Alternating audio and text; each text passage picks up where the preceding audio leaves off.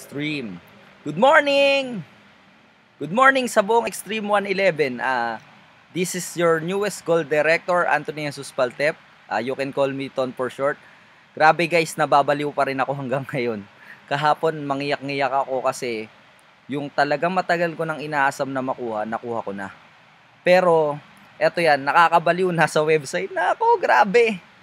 Pero, kung ngayon nakikita nyo yung picture ko doon, trust me, darating yung time baka ikaw naman yung nandun. So ano lang kailangan? Kailangan mo lang maniwala at the same time kailangan mo lang umaksyon. So kung yung nakikita nyo doon picture ko mag-isa, ako solo, pero trust me guys, behind that picture yung bawat member ng organization ko. Yung bawat kasi bakit? Hindi ko kaya mag-produce ng 5,000 points left and right for the 4 weeks.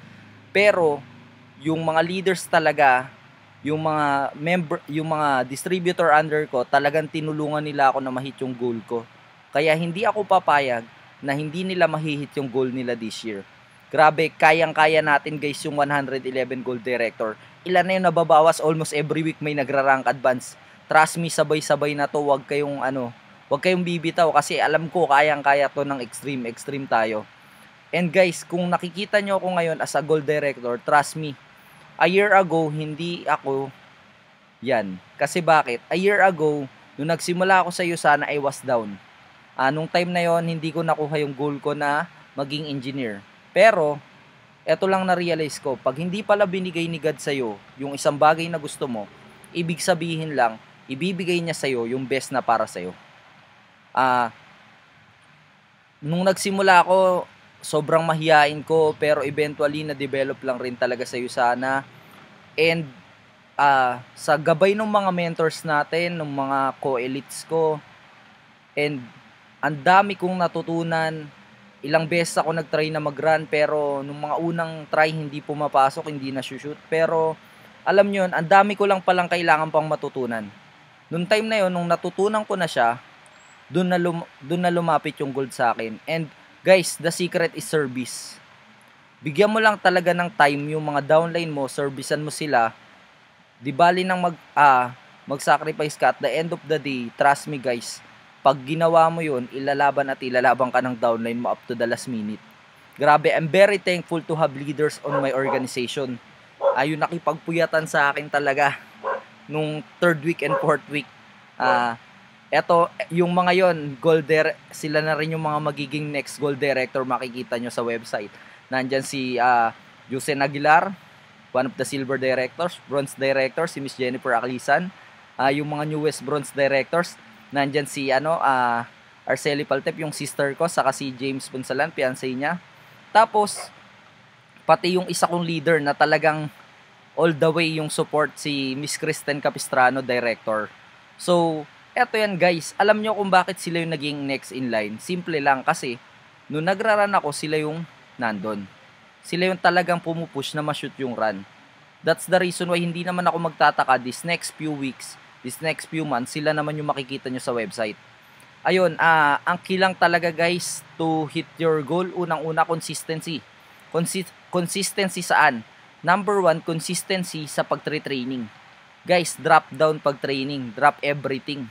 Ibig sabihin nun, unahin mo yung training bago yung guest mo. Bakit? Guys, ang guest, pwedeng hindi mag-pay in, pero ang training, marami ka matututunan. Grabe, naalala ko last time, nung nag-text sa akin yung one of our mentors, si Miss Ivy De La Cruz. Sabi niya, may planning tayo. Kaso may guest ako nun. Sure, pay in kasi may credit card. Pero, alam nyo, drain up ko lang talaga kasi bakit? Nung umaten ako dun sa planning session niya, yung week na yon, nagkaroon lang naman ako 2 pay-in imbis na 1 lang. 'Di ba? Grabe. Talagang nakaka-excite yung mga susunod na araw kasi alam ko this is the best time na ma-prospect kasi yung mga tao may pera. Bakit? 13-month pay. So turuan natin yung mga tao na na gamitin nila yung pera nila sa investment para lumaki. Kasi kung gagastusin lang nila kung saan-saan, definitely hindi lalago yung pera nila. And consistency saan? Consistency lang sa ginagawa mo. Kung tingin mo ngayon walang resulta pero tuloy-tuloy yung ginagawa mo, trust me guys, yung result hindi ngayon makikita. Sabi nga ni Mentor Ryan, late gratification tayo. Bakit? Hindi mo ngayon makikita yung resulta na meron ka, pero makikita mo yan in the long run. So, alam nyo, nangarap lang rin ako before na makuha yung mga goal ko, pero ngayon I'm living the dream. Grabe, tuwang-tuwa yung parents ko talaga. Kahapon, naiyak pa yung mother ko nung tumawag sa akin kasi before nininega niya ako. Pero ngayon, very supportive na. And ano lang talaga guys, just treat you sana, give your best. Kahit part-time ka, gawin mo lang full-time mentality and you will get the result you want. Pero at the end of the day guys, eto lang maiwan ko sa inyo. All you need to have is to realize that lahat ng bagay na makukuha mo sa iyo sana is from our God above. So, yun lang. Excited na akong bumalik ng office bukas at this past few days and months magra-run uli.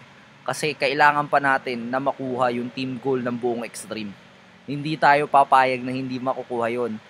Kasi yung mga leader natin, they lead by example.